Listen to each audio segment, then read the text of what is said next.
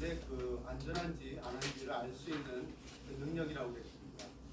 여러분들은 내가 처해 있는 이 상황이 안전한가 아니면 위험한가 그거를 항상 파악할 수 있는 능력을 갖고 관심을 갖고 생활하셔야 됩니다. 안전사고라는 것은 이름 자체가 안전사고는 이제 안전 관련 사항을 충분히 숙지하시고 대비를 해야 되는데 그러지 못하고 일어나는 사건 사고거든요. 그래서 안전사고라는 것은 그 이름 자체에서 안전 규정이 있는데 지키지를 못해 가지고 일어나는 사고라고 할 수 있습니다. 안전사고 개념에 대해서 살펴봤습니다. 특히 겨울철 안전사고는 어떤 것이 있나 살펴볼까요? 겨울철은 날씨가 매우 춥습니다. 그래서 눈이 많이 온다든지 할 때 도로가 눈이 많이 쌓여있다든지 두 번째로서는 이제 한파, 고드름, 미끄러짐 여러 가지 많겠죠. 그리고 세 번째는 화재, 비상구에 있는 물건을 적체되어 있다든지 화재 무섭죠. 그다음에 어떤 축제, 여러분들이 이제 방학을 맞이해서 사람들이 많이 모이는 축제나 행사에 갈 기회도 있잖아요. 그때 좀 신경을 많이 써주셔야 되겠습니다.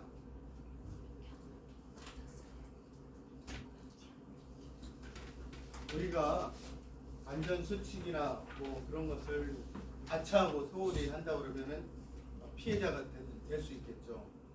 안전사고의 피해자는 여러분들에게 아까 말씀드렸지만 여러분들의 생명이랑 관련되기 때문에 신경을 많이 쓰셔야 됩니다. 여러분들은 태어날 때 여러분들의 부모님이 얼마나 기쁘셨겠습니까? 이 세상에 딱 한 명밖에 없는 보물이 태어났으니까 너무너무 좋아하셨을 거예요. 그러면서 이 딸과 아들이 이 세상에서 정말 필요한 소금과 같이 필요한 존재가 되기를 바라는데 안전사고가 나에게 닥친다면 여러분들의 부모님이 얼마나 슬퍼하시겠어요.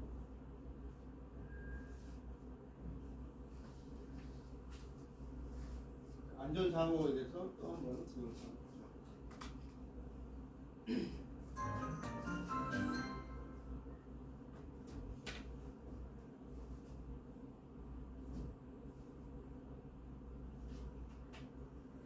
한 수업이 끝나고 학원에 가던 민우.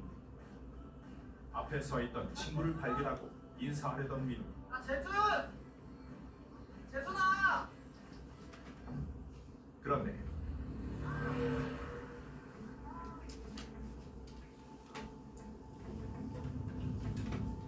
어떻게 된 일일까? 수업이 끝난 오후 학원으로 가려던 민우.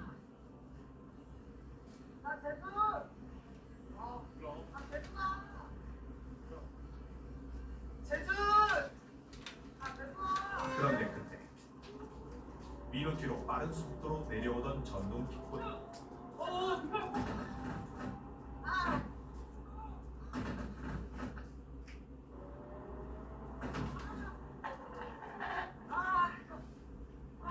속도 제어가 힘든 내리막 이미 가속이 붙어버린 킥보드를 차마 피할 새도 없이 그대로 부딪혀버리고 말았는데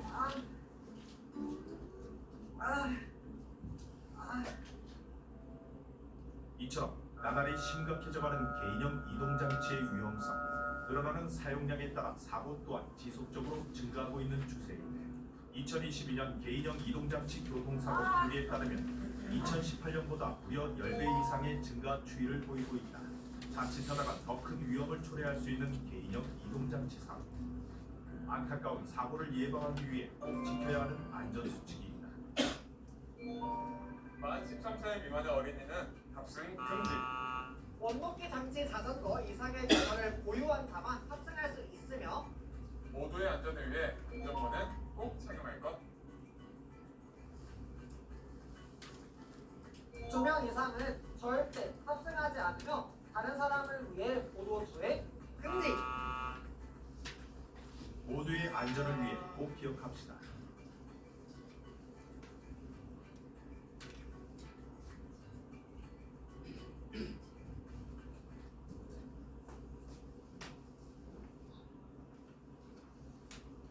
네, 안전사고는 정말 예기치 못한 상황에서 벌어지네요. 우리가 킥보드라고 하는 그거를 탈 때도 항상 조심해야 되겠죠. 또 동영상 보도록 하겠습니다.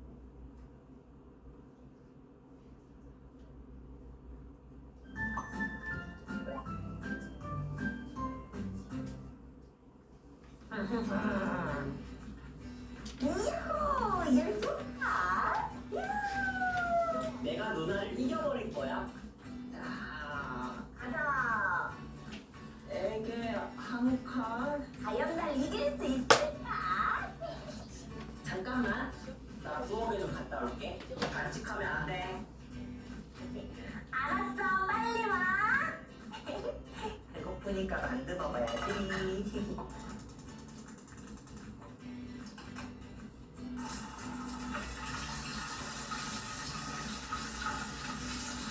동동아, 빨리 안 오면 내가 먼저 건진다. 알았어, 갈게.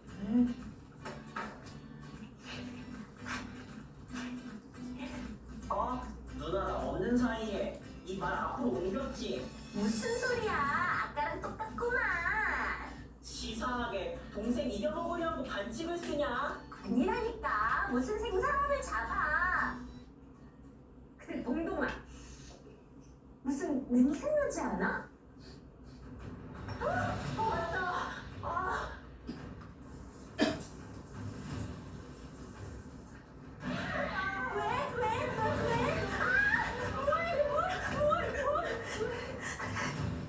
잠깐! 기름으로 불이 났을 때 불을 붙는 행위는 절대로 해서는 안 돼. 위험한 상황에서는 서둘러 대피하는 게 중요해.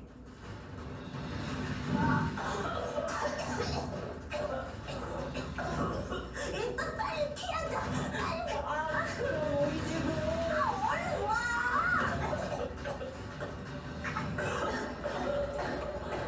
빨리 가자. 빨리 가자. 너 좀 어지러워. 도착해줄게. 얼른 가자.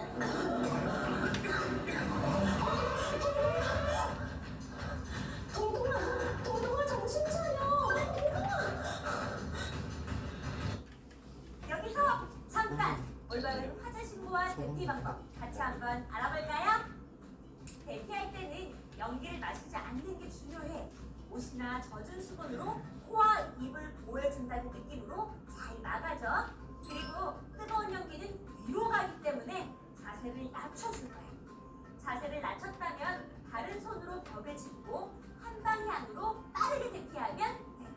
그리고 화재 시 승강기가 갑자기 멈출 수 있으니까 계단을 이용하고 승강기는 절대 사용 금지.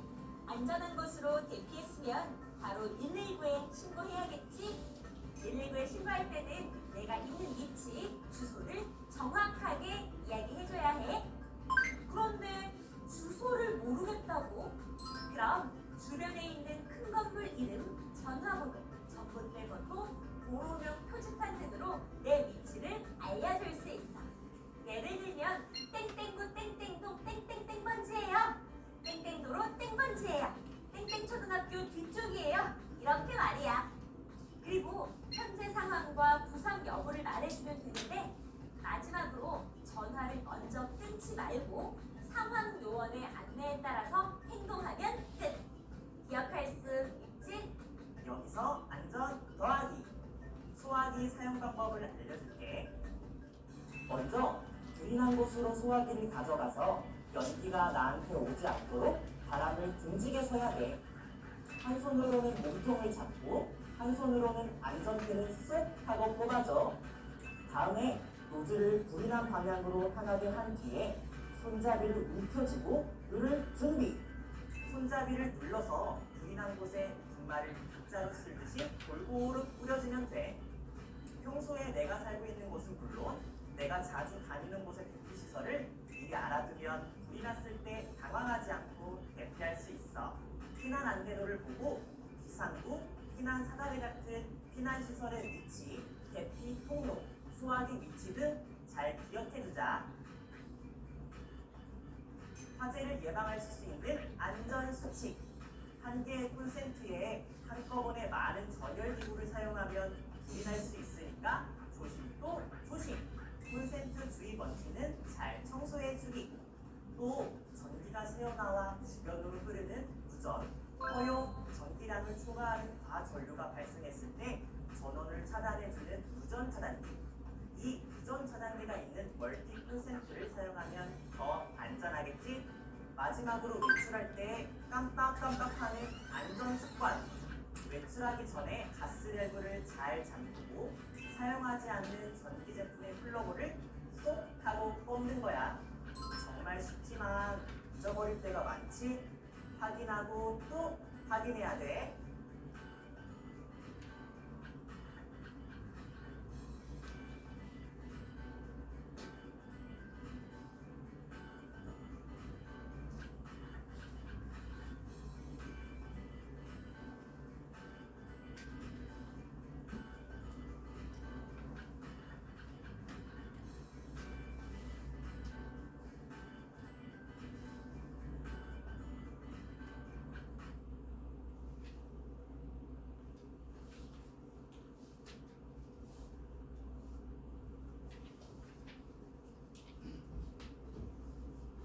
네, 화재가 날 때 정말 위험했네요. 화재 날 때 신고 같은 거 할 때 아까도 이야기가 나오는데 구체적으로 이야기하는 게 중요한 것 같아요. 네, 우리가 흔히 얘기할 때 칭찬을 하면은 뭐 고래도 춤춘다고 하는데 구체적으로 이야기해야 되잖아요. 마찬가지로 신고할 때도 어떤 사람이 쓰러져 있을 때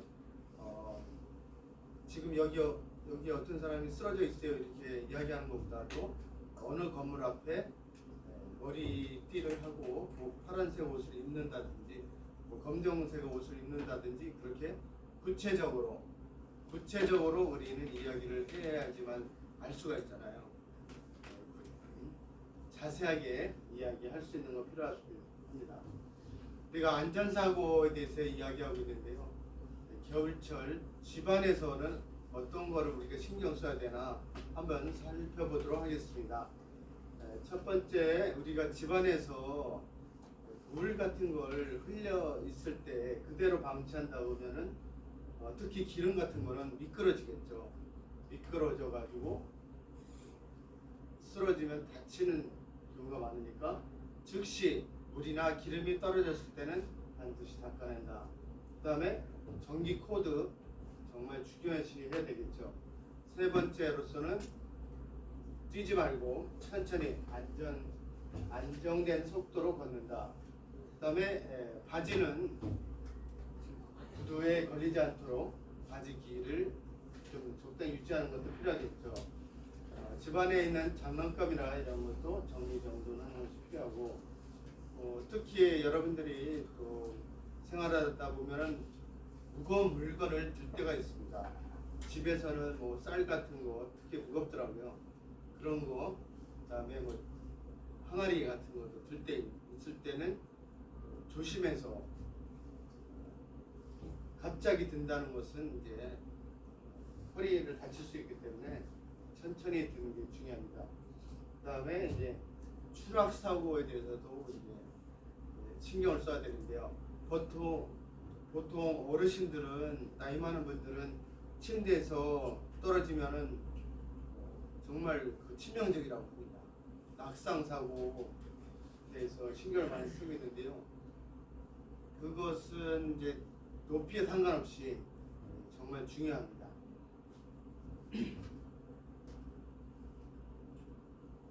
다음에 집에서 어떤 간단한 걸로 해서 피가 났을 때 출혈 부위를 깨끗한 천으로 덮고 언제나 반창고를 위해서 지혈해야 되겠죠.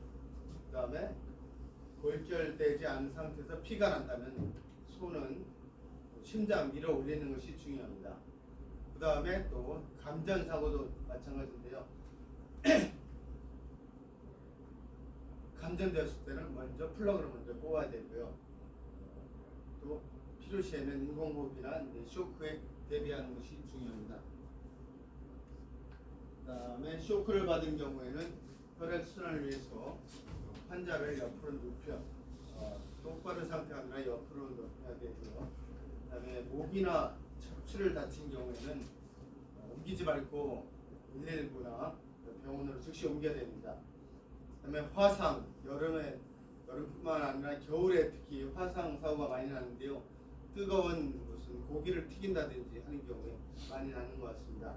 화상 부위는 무조건 찬물이나 얼음물에 담그고요. 수포가 이제 터지지 않도록 수건을 누르면 안 좋습니다. 그다음에 옷을 강제로 벗긴다든지 하면은 문제가 될 수 있기 때문에 병원으로 빨리 옮기는 것이 무엇보다도 중요합니다. 그다음에 응급 처치가 중요한데요. 집안에는 반드시 구급상자를 준비해야 되고요. 그 구급상자, 우리 집에 있는 구급상자에는 도대체 뭐가 있는지 평소에 확인해야 됩니다. 그리고 구급상자는 반드시 눈에 잘 보이는 곳에 놔둬야 되고 제 자리에 두는 것도 중요합니다. 구급상자에 부품이 이런 약품이 떨어졌을 경우에는 보완해 두는 것도 필요하겠죠. 그러면 안전사고의 사례, 우리가 가정 겨울철이나 이런 것을 맞이해서 안전사고를 대비를 못하거나 잘못 했을 경우에는 어떤 사고가 벌어지나 하고 사례를 보니까 신문에서 방송 사례를 보니까 60대 아버지가 계셨는데 이분이 갑자기 인간으로 이런 어려운 힘든 상태에 빠졌는데 알고 보니까 벌에 쏘여가지고 이런 경우가 있었다고 합니다. 이렇게 여러분들의 소중한 가족이, 가장 가까운 가족이 갑자기 안전사고로 이런 어려운 상황이 온다고 하면 여러분들은 마음이 어떻겠어요? 이런 것은 뭐 나에게는 이루어지지 않겠지 하지만 언제든지 가능성은 있는 거잖아요. 그러한 안전사고를 예방하기 위해서는 우리는 안전 감수성을 갖고 있어야 됩니다. 이러한 상황이 위험한지 아닌지 평소에 꼭 기억하시는 것이 필요하다고 생각합니다.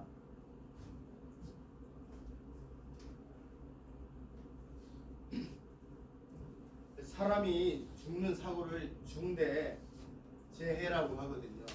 중대재해처벌법이라는 게 생겨가지고 사람이 죽는 사고가 생긴다고 하면은 관련자는 반드시 처벌받도록 법이 개정되어서 실행 중에 있습니다. 그래서 최근에 중대재해 발생 상황을 보니까 슈퍼 같아요. 슈퍼에서 플라스틱 박스에 올라가가지고 30cm 되는 박스에 올라갔는데 거기서 떨어져가지고 사망 사건이 발생했어요. 그래가지고 누가 알았을까요? 30cm에 또 이렇게 사람이 다칠 수 있다는 거. 우리가 계단만 해도 20cm잖아요. 그만큼 안전사고는 내가 방심하는 사이에 여러분을 습격할 수도 있고 저도 마찬가지고요. 누구에게나 벌어질 수 있는 그러한 것이 안전사고입니다. 정말 놀랍죠? 30cm 밖에 안 되는 박스에 올라갔는데 사망사고가 벌어진다는 거. 정말 안타까운 사실입니다. 다음은 청소년들, 우리 아까도 말씀드렸는데 이동할 때 이제 정말 조심해야 돼요.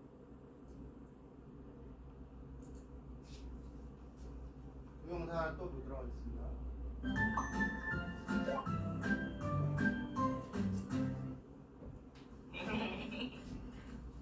아 맞다. 나 어제 엄마랑 약속했는데 이번 시험에서 점수 오르면 용돈 올려주기로 했다. 내가 이럴 줄 알았어. 계속 폰 보면서 걷더니 괜찮아? 내 휴대폰. 다행이야. 휴대폰 안 부서졌어. 이제 좀 집어넣지. 안 돼. 오늘 내가 좋아하는 그룹 라이브 하는 날이라고 이런 거 바로바로 봐줘야 된다니까.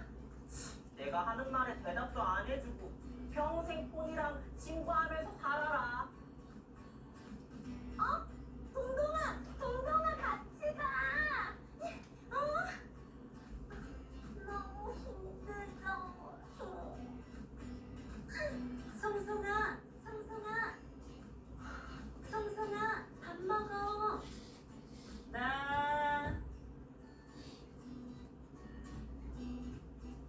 아빠가 좀 늦는 데서 너 먼저 먹어. 엄마는 이것저것 먹어서 아빠 오시면 먹을게.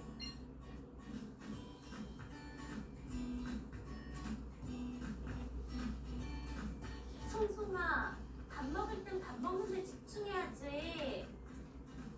그러다 체해. 얼른 스마트폰 집어넣어. 네, 죄송해요.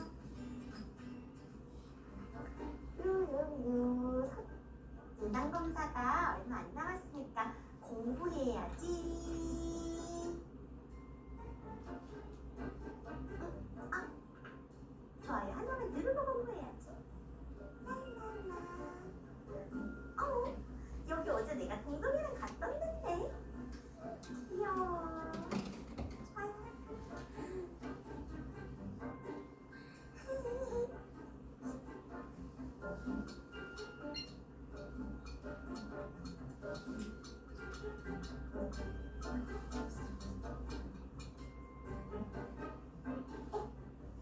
벌써 잘 시간이네.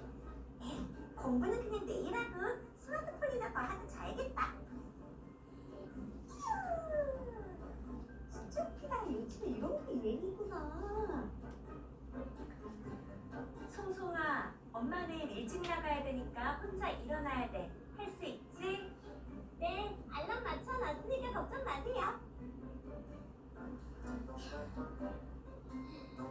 오, 이런 일이 있었어?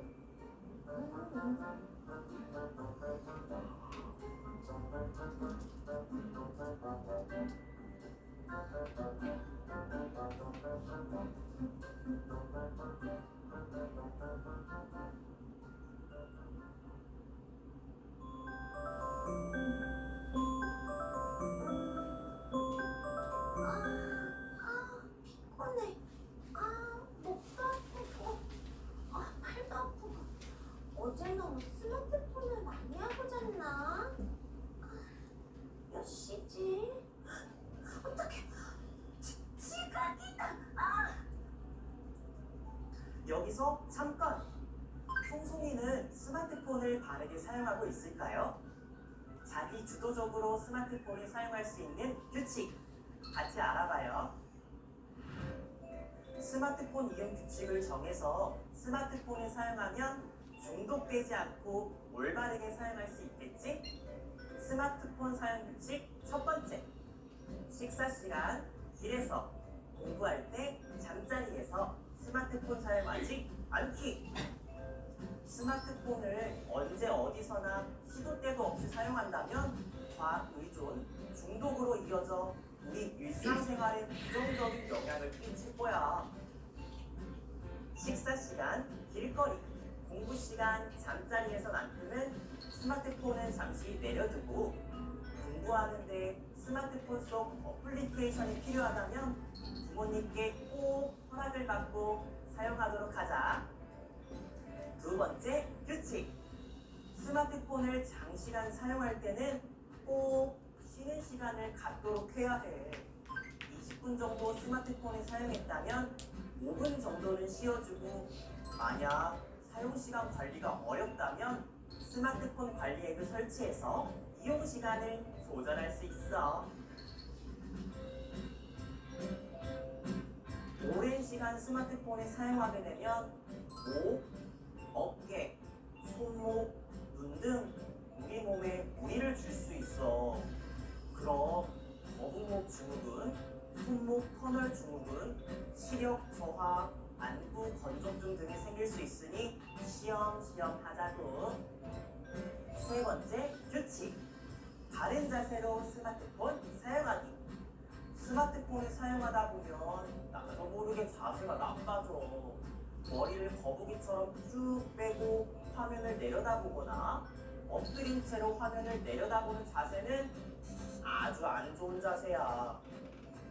그럼 다른 자세는 스마트폰을 가슴 앞쪽에, 고개는 가볍게 내려다보기. 그리고 중간중간 스트레칭도 잊지 마. 네 번째, 규칙. 다른 사람과 함께 할 때는 스마트폰 넣어두기. 가족, 친구와 같이 있는데 내 앞에서 계속 스마트폰만 한다면 기분 나쁘겠지? 상대방에게 집중하는 것은 사람과 사람 간에 지켜야 할 예절이니 꼭 필요한 연락이 아니면 스마트폰을 잠시 넣어주자. 여기서 안전 더하기. 인터넷, 스마트폰 안전하게 사용하는 생활 규칙 알려줄게. 청소년 유해 사이트가 궁금하다고? 음란, 마약, 도박, 폭력 사이트 같이 청소년에게 나쁜 영향을 끼칠 수 있는 사이트는 접속하지 말고 나이에 맞는 컨텐츠를 이용해야 해. 19세 미만의 사람은 이용할 수 없다는 문구나 기호가 있다면 호기심이라도 절대 이용하지 않기. 보낸 사람이 명확하지 않거나 의심스러운 메시지와 메일은 삭제해야 해. 메일을 열어보거나 메시지와 메일에 첨부된 URL을 누르는 순간 악성 코드와 해킹 등의 피해를 볼 수 있거든. 혹시라도 사이버상에서 문제가 발생했다면 부모님이나 선생님께 꼭 알려서 도움을 요청하도록 하자. 인터넷에서 내 얼굴이 보이지 않는다고 악플을 남기거나 영화나 웹툰을 볼 때 돈을 내지 않고 불법으로 다운로드하는 등 인터넷 윤리를 지키지 않는 행동은 안 돼. 인터넷에서도 다른 사람을 존중하고 인터넷상에서 내가 하는 행동에도 책임이 따른다는 것을 기억하고 인터넷 윤리를 꼭 지키자. 마지막으로 스트레스를 풀 수 있는 건전한 활동을 찾아서 실천하는 거야. 인터넷이나 스마트폰 외에 독서나 그림 그리기 같이 즐겁게 집중할 수 있는 활동이나 친구들과 놀기 등 다른 활동을 찾아서 실천해보자.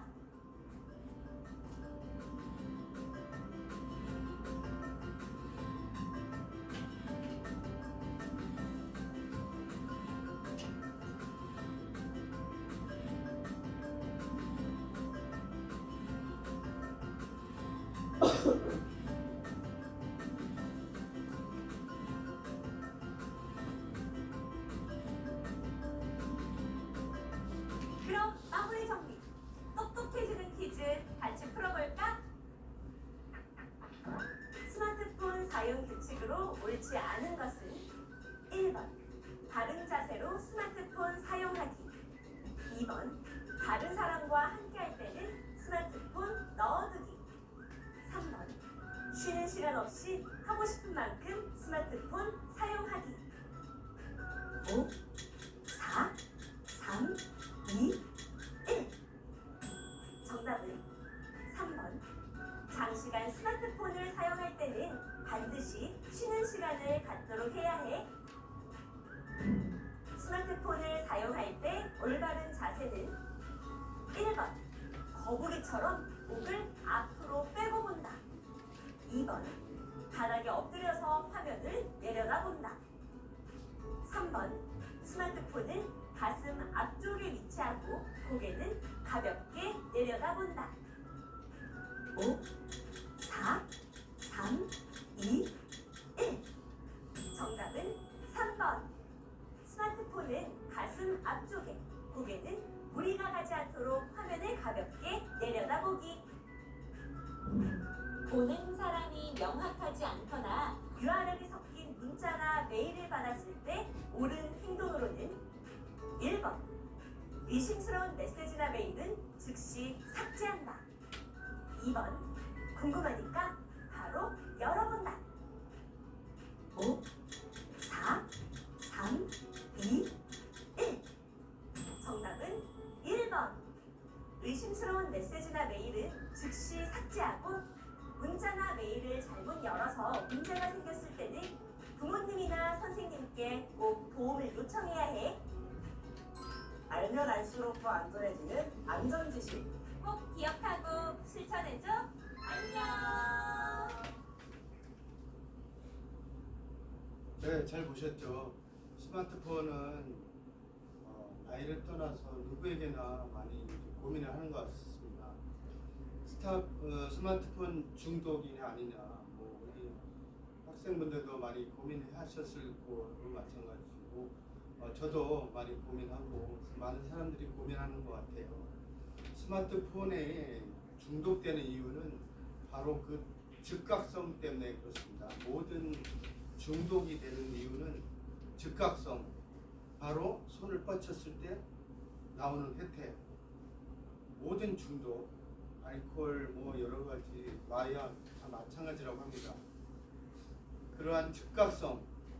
하지만 사람이 성공하려면은 즉각성을 참을 줄 알아야지 사회적 성공을 한다고 하더라고요.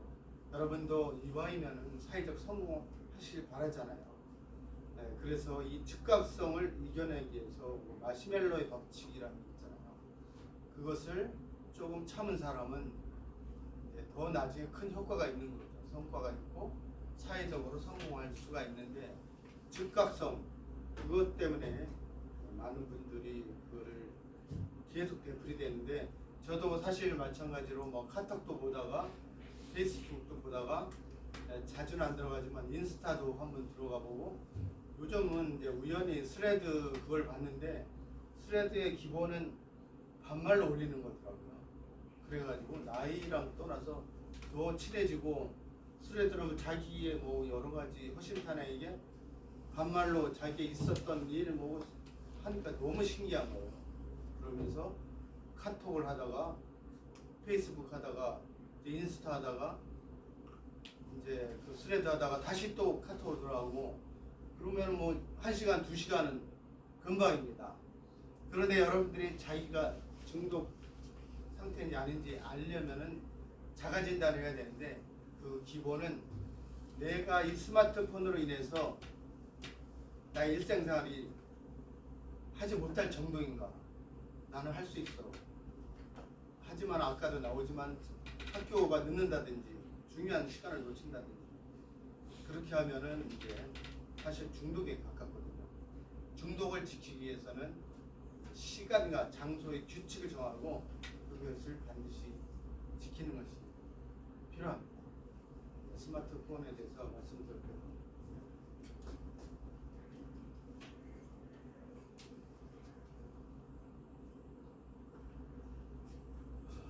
이제 시간이 5분밖에 안 남았는데, 저희가 마지막으로 우리 학생분들을 위해서 이제 연주를 하고 싶은데 해금을 가져왔어요. 해금을 이제 마지막으로 한번 연주해도 되겠죠? 이거 하면서 마치려고 하는데 괜찮을까요?